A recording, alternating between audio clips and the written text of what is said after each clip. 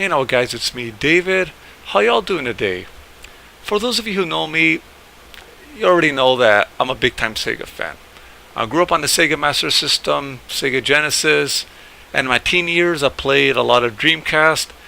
I'll spend most of my free time beating Streets of Rage, conquering Phantasy Star, and finally getting the last emblem on Sonic Adventure 2. So Sega was pretty much present in my entire childhood. Because of this, I never really experienced what the NES had to offer. I came into the whole thing late.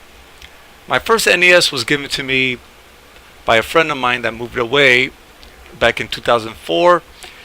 He told me if I wanted it, and I said yeah, and he gave it to me. And getting things to work on this console was kind of difficult. Had to twiddle around with the cartridge slot. And you know, to me, it was coming from a top-loading console. It wasn't doing it for me. It was too much effort trying to get games to work on this thing. Every time I got a new game, I had to like mess with it just to get it to work.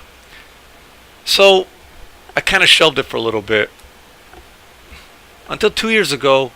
I came across the RetroUSB AVS console. Now this small piece of machinery allowed me to play all my NES titles without any issues associated with my NES.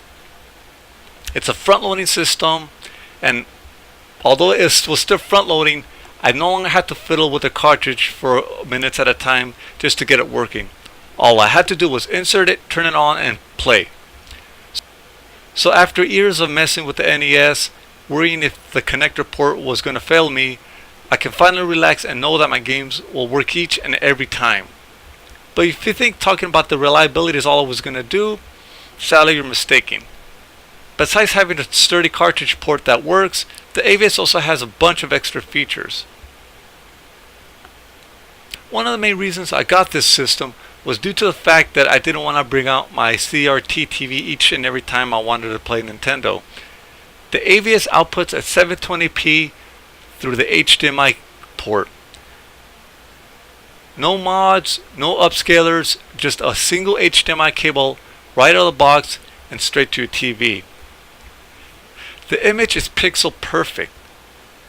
Plus there are various options such as adding and darkening scan lines, enabling extra sprites to reduce flickering, changing the pixel aspect ratio, and adjusting the vertical border. Everything's here so you can change the picture that suits you. Though I do have to point out that enabling the extra sprites can mess with the gameplay in some games.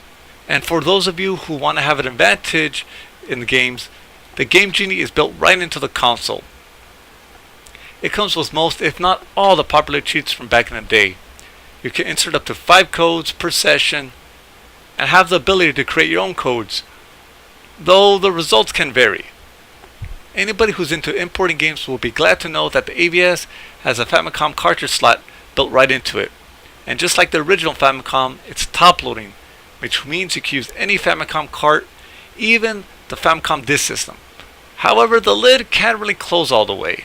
Surprisingly, the AVS also comes with a scoreboard program embedded into its OS. Though I've never used it, I know you could upload and download your scores via the USB connector, connecting right into your computer. So if you're the type of badass to show off your Spy Hunter skills, well, this feature is right for you. Overall, I gotta give the RetroUSB AVS a solid A.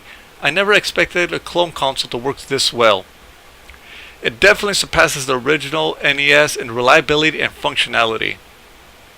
With its easy to use interface, HDMI output, it's hard not to recommend this to any Nintendo enthusiast. Normally I would try to find something to criticize or find any faults in my reviews, but to be honest, I couldn't really find anything. To me, it's the perfect clone console. If I have to point out anything, I guess I would say the cover seems kind of flimsy, but that's not really anything to complain about.